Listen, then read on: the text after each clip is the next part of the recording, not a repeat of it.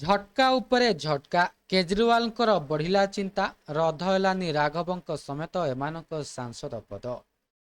ଅରବିନ୍ଦ କେଜରିୱାଲ ଆମ୍ ଆଦମୀ ପାର୍ଟିକୁ ପୁଣି ଏକ ବଡ଼ ଝଟକା ଲାଗିଛି। ରାଜ୍ୟସଭା ରାଘବ ଚଡ୍ଡାଙ୍କ ସମସ୍ତ ବିଦ୍ରୋହୀ ଆପ୍ ସାଂସଦକୁ ଆନୁଷ୍ଠାନିକ ଭାବରେ ସ୍ୱୀକୃତି ଦେଇଛି ଏବଂ ସେମାନଙ୍କୁ ଭାରତୀୟ ଜନତା ପାର୍ଟିର ସଦସ୍ୟ ଭାବରେ ସ୍ୱୀକାର କରିଛି। ରାଜ୍ୟସଭା ସଚିବାଳୟ ମଧ୍ୟ ଏହି ବିକାଶ ସମ୍ପର୍କରେ ଏକ ଆନୁଷ୍ଠାନିକ ବିଜ୍ଞପ୍ତି ଜାରି କରିଛି। ରାଜ୍ୟସଭା ସଚିବାଳୟ ଆମ୍ ଆଦମୀ ପାର୍ଟିରୁ ବିଜେପିରେ ଯୋଗ ଦେଇଥିବା ସମସ୍ତ ସାଂସଦଙ୍କ ସମ୍ପର୍କରେ ଏକ ବିଜ୍ଞପ୍ତି ଜାରି କରିଛି। ସେମାନଙ୍କୁ ବିଜେପିର ସଦସ୍ୟ ଭାବରେ ନିଯୁକ୍ତ କରାଯାଇଛି, ଯାହା ଫଳସ୍ୱରୂପ ଉଚ୍ଚ ସଦନରେ ବିଜେପିର ସଦସ୍ୟ ସଂଖ୍ୟା 113କୁ ବୃଦ୍ଧି କରିଛି। ତେବେ ଆପ୍ ଉପରାଷ୍ଟ୍ରପତିଙ୍କୁ ଚିଠି କରିଛି।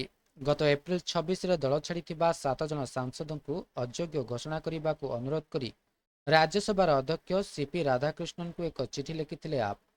ଚିଠିରେ ଆପ୍ ଛାଡ଼ିଥିବା 7 ଜଣ ସାଂସଦଙ୍କୁ ଅଯୋଗ୍ୟ ଘୋଷଣା କରିବାକୁ ଅନୁରୋଧ କରିଥିଲେ କେଜରିୱାଲ।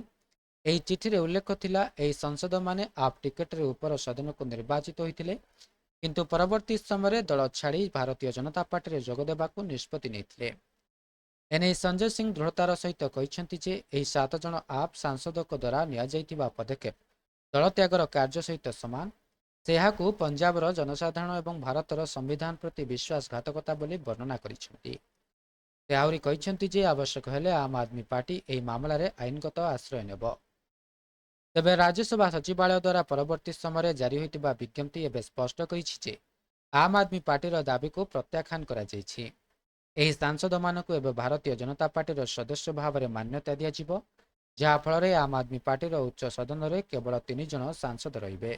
ତେବେ 7 ଜଣ ସାଂସଦ ଆପ୍ ଛାଡ଼ିଥିଲେ। ସୂଚନା ଅନୁସାରେ ଗତ 24 ଏପ୍ରିଲ 2026ରେ ରାଘବ ଚଡ୍ଡା, ସନ୍ଦୀପ ପାଠକ ଓ ଅଶୋକ ମିତ୍ତଲ ଏକ ସାମ୍ବାଦିକ ସମ୍ମିଳନୀ କରି ଆମ୍ ଆଦମୀ ପାର୍ଟିରୁ ଅଲଗା ହେବାର ଘୋଷଣା କରିଥିଲେ।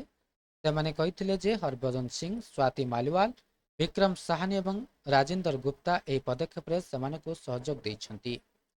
ଦଳ ଛାଡ଼ିଥିବା 7 ଜଣ ସାଂସଦଙ୍କ ମଧ୍ୟରୁ 6 ଜଣ ରାଜ୍ୟସଭାରେ ପଞ୍ଜାବକୁ ପ୍ରତିନିଧିତ୍ୱ କରନ୍ତି। ଏହି ସାଂସଦମାନେ ଅଭିଯୋଗ କରିଥିଲେ ଯେ ଅରବିନ୍ଦ କେଜରିୱାଲଙ୍କ ନେତୃତ୍ୱାଧୀନ ଦଳ ଏହାର ମୂଳ ନୀତି ଏବଂ ନୈତିକ ମୂଲ୍ୟବୋଧରୁ ଦୂରେଇ ଯାଇଛି। ଚଢା କହିଥିଲେ, ସମ୍ବିଧାନ ଅନୁଯାୟୀ ଗୋଟିଏ ଦଳର ମୋଟ ସାଂସଦଙ୍କ 2/3 ଅନ୍ୟ ଦଳ ସହିତ ମିଶ୍ରଣ କରିପାରିବେ। ତେବେ ଏହା ଥିଲା ସମ୍ପୂର୍ଣ୍ଣ ଅପଡେଟଟି। ଭିଡ଼ିଓଟି ଭଲ ଲାଗିଥିଲେ ଭିଡ଼ିଓଟିକୁ ଲାଇକ୍ କରନ୍ତୁ, ସେୟାର କରନ୍ତୁ ଏବଂ ଚ୍ୟାନେଲଟିକୁ ସବସ୍କ୍ରାଇବ୍ କରିବା ପାଇଁ ଭୁଲନ୍ତୁ ନାହିଁ।